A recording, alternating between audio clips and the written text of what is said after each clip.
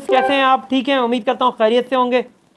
अच्छा जी, दो टॉपिक हैं आज। एक टॉपिक तो ये है कि मैंने कल आपके साथ एक वीडियो में मौजूदा शेड्यूल जारी किया था आईसीसी चैंपियंस ट्रॉफी का, जो कि हतमी तो नहीं है क्योंकि अभी तक आईसीसी ने इसके ऊपर मोहर नहीं लगाई है, लेकिन पाकिस्तान क्रिकेट बोर्ड ने जो जारी किया वो मैंने आपको बताया था।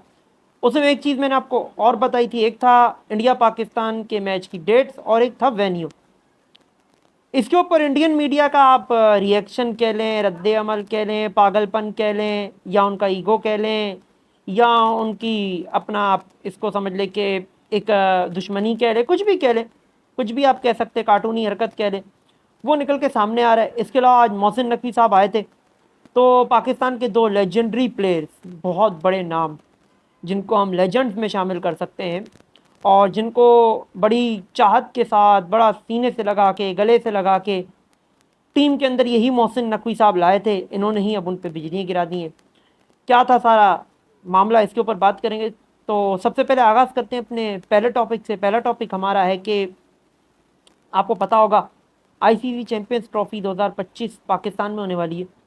19 फेब से लेकर 9 मार्च तक ये जारी रहेगी और इसमें टोटल खेले जाने 15 मैचेस। ग्रुप्स मैंने आपको ऑलरेडी बता दिए हैं कि कौन कौन से ग्रुप में कौन कौन सी टीमें रहने वाली हैं। और इसके अलावा इंडिया पाकिस्तान का मैच, सबसे बड़ा मसला ये कि क्या इंडिया पाकिस्तान आएगा। अभी तक इसके ऊपर कोई ऑफिशियली इस तरह का कोई स्टेटमेंट निकल के बीसीसीआई की तरफ से या जो इवन जैशा आए थे उनकी तरफ से भी ये निकल के सामने नहीं आया कि वो पाकिस्तान नहीं जा रहे हैं या अपने मैचेस वो हाइब्रिड मॉडल पे खेलने जा रहे हैं। आईसीसी ने भी इसके ऊपर अभी तक कोई ऐसी बात की नहीं है।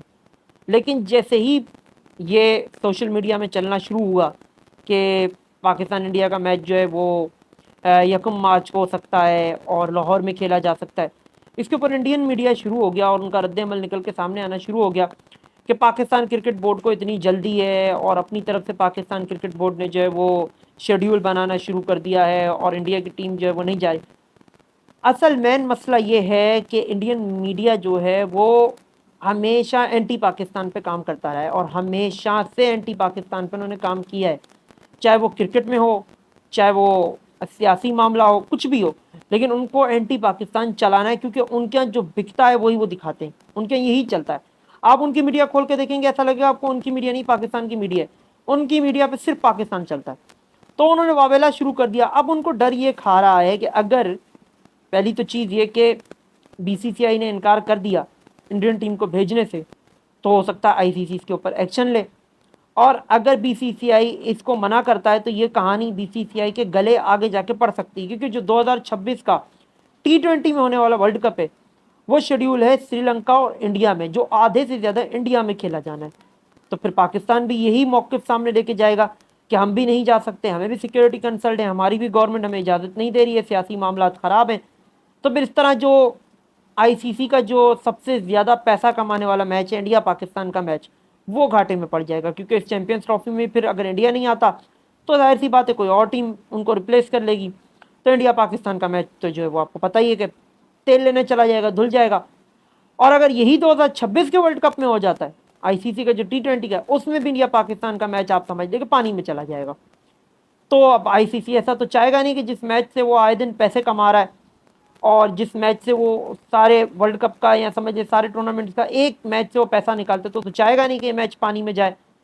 तो अगर इंडिया ने आने से इनकार किया तो फिर इसका मतलब है कि आईसीसी एक्शन ज़रूर लेगा, और आईसीसी का ये टूर्नामेंट है, उनका टूर्नामेंट बदनाम भी होगा तो एक्शन तो उनको लेना पड़ेगा, क्योंकि ऐसा हो नहीं सकता कि बाकी की 7 टीमें 6 टीमें खेलने के लिए आएँ, उनको कोई इनकार हो नहीं, और एक टीम बोले कि हमें सिक्योरिटी कंसल्ट है या हमारे सियासी मामला है तो हमें आने नहीं दिया जा रहा। तो इसके ऊपर कोई लॉजिक इसकी बनती नहीं है। इसीलिए जब जयशाह भी आए थे तो उन्होंने उनसे जब सवाल हुआ कि रोहित शर्मा, विराट कोहली और जडेजा जो है वो जा रहे, उन्होंने कहा सीनियर प्लेयर कहीं नहीं जा रहे, सीनियर प्लेयर्स ओडीआई खेलेंगे और हमारा अगला गोल 2025 की चैंपियंस ट्रॉफी और उसको जीतना है। उन्होंने ये तो क्लियर कर दिया कि चैंपियंस ट्रॉफी तो वो खेलेंगे, और इसका मकसद ये कि वो पाकिस्तान आ रहे हैं क्योंकि ओडीआई में ही होने वाली है, क्योंकि विराट कोहली, रोहित शर्मा और रविंद्र जडेजा टी20 तो खेलेंगे नहीं, ओडीआई ही खेलेंगे, तो डेफिनेटली ये ओडीआई में ही होने वाली है। अब देखना ये है कि इसके ऊपर और क्या कंट्रोवर्सी बनती है और क्या क्या निकल के सामने आता है। अभी तो बहुत कुछ इस चैंपियंस ट्रॉफी पे होना है, अभी आप देखेंगे बड़ी बड़ी खबरें गर्म होंगी, इधर से गोलाबारी शुरू होगी, उधर से गोलाबारी शुरू होगी, लेकिन एट दी एंड हमें पता है कि चैंपियंस ट्रॉफी आईसीसी का इवेंट है, ये कोई एशिया कप है नहीं, इसका रिजल्ट वही आना है जो 2023 के वर्ल्ड कप में आया था कि पाकिस्तान की टीम इंडिया गई थी और इंडियन टीम भी पाकिस्तान खेलने के लिए आएगी। आई होप सो सब अच्छा हो।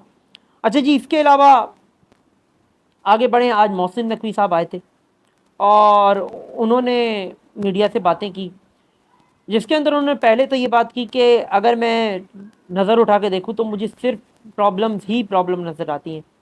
अब सवाल यहाँ पे ये है कि प्रॉब्लम्स उनको नज़र कहाँ आती हैं, प्रॉब्लम्स हैं क्या?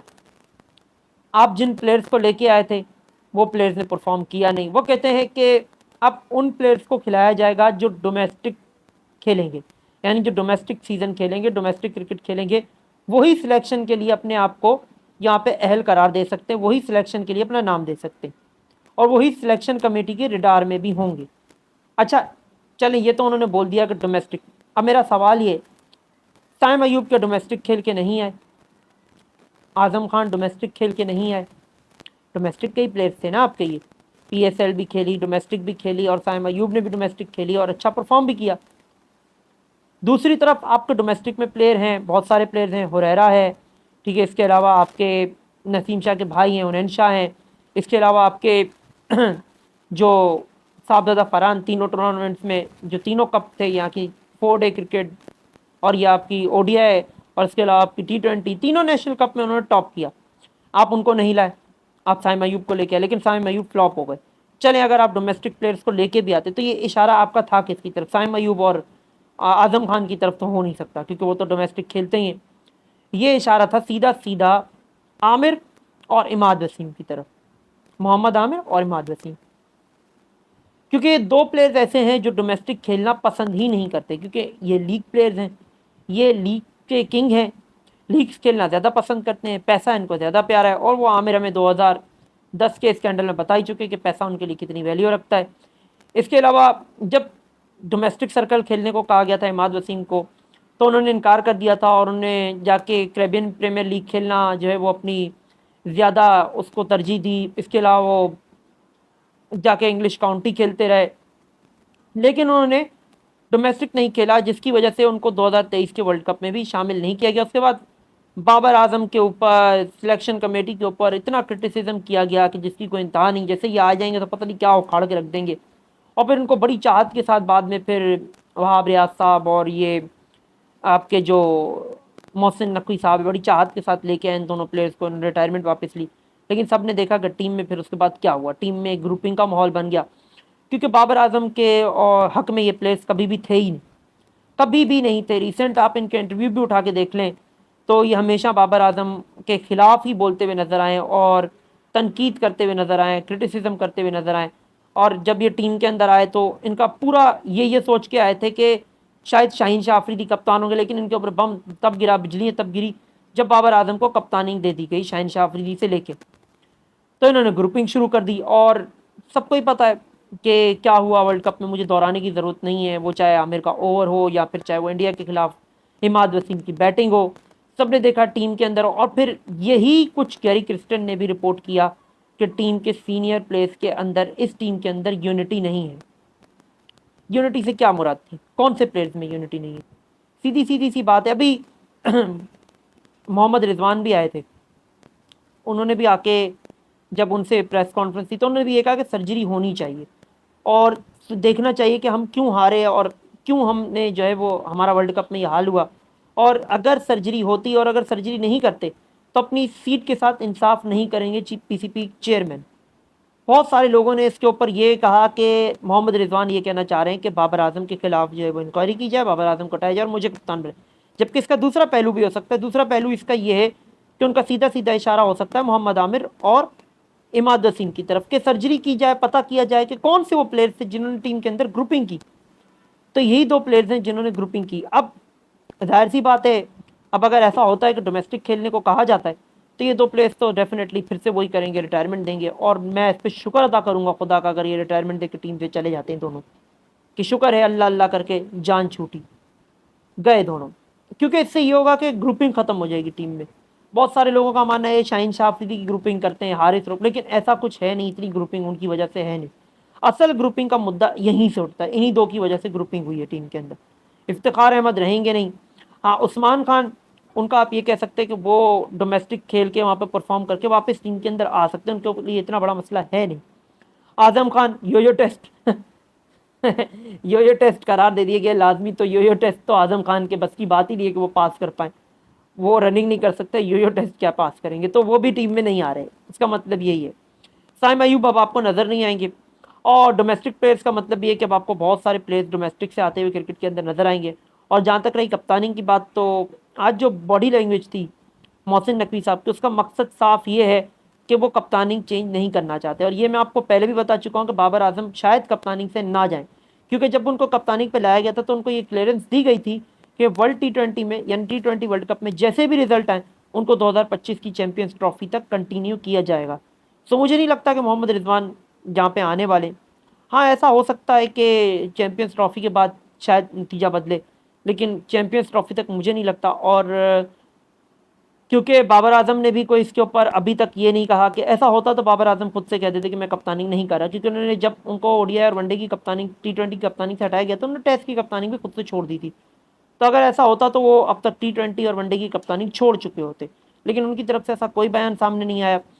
और मोहसिन नकवी साहब जो हैं उनके भी बॉडी लैंग्वेज से कहीं से ऐसा लगा नहीं, उन्होंने कहा हम बात कर रहे हैं, देख रहे हैं, सोच रहे हैं, अभी तक कप्तानी पे कोई बात हुई नहीं है। ठीक है, तो बाबर आजम को कंटिन्यू किया जा रहा है। बहुत सारे लोगों को ये कह रहे हैं कि ये फैसला सही नहीं है, मैं भी शक में था कि मोहम्मद रिजवान को कप्तान बनाया जाए, लेकिन जाहिर सी बात है कि बाबर आजम को वादा किया गया होगा और उनको कहा गया होगा, तो उनको कंटिन्यू अगर यहाँ से किया जाता है तो भाई बाबर आजम की कप्तानी में बुराई नहीं है।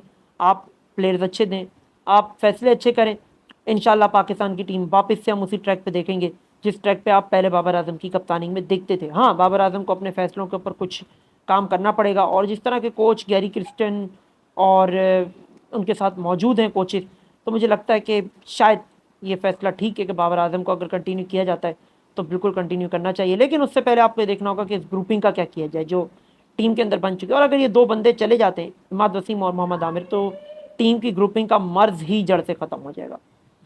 तो आज की वीडियो यहीं तक की थी। आई होप तो वीडियो आपको अच्छी लगी। अगर वीडियो अच्छी लगे तो मैं पहले भी आपको बता चुका हूँ कि हमें सपोर्ट की ज़रूरत है, तो चैनल को सब्सक्राइब कर लेना, वीडियो को लाइक कर लेना। और इसके अलावा अगर आप मुझे फेसबुक या इंस्टा पे देख रहे हैं तो यूट्यूब पे जाके आप मेरे चैनल को सर्च कर सकते हैं जिसका नाम है cricket world truth news official, वहाँ से जाकर आप मुझे सब्सक्राइब कर सकते हैं। और अगर यूट्यूब पे देख रहे हैं तो नीचे डिस्क्रिप्शन बॉक्स में आपको मेरी फेसबुक और इंस्टा दोनों आईडीज़ का लिंक मिल जाएगा, वहाँ जाके आप मुझे बता सकते हैं आपकी क्या राय है इस बारे में, और कितने लोग चाहते हैं कि बाबर आजम कप्तान रहें, और कितने लोगों का ये मानना है कि मोहम्मद रिजवान को कप्तान बनाया जाए। ये ज़रूर बताइएगा आपकी क्या राय। और मैं अपनी राय आपको बता चुका हूँ कि दोनों फैसले अगर किए जाते हैं तो दोनों फैसले ठीक होंगे, और अगर रिजवान को कप्तान बनाया जाता है तो शायद ये ज़्यादा बेहतर फैसला होगा, लेकिन बाबर को भी कंटिन्यू करना कोई ज़्यादा बुरा ख़ास फैसला होगा नहीं। तो मिलता हूँ आपसे नेक्स्ट कल एक और वीडियो में, तब तक के लिए मुझे दीजिए इजाज़त, दुआ में याद रखिएगा। अल्लाह हाफिज़, अल्लाह निगहबान, फ़ी अमान।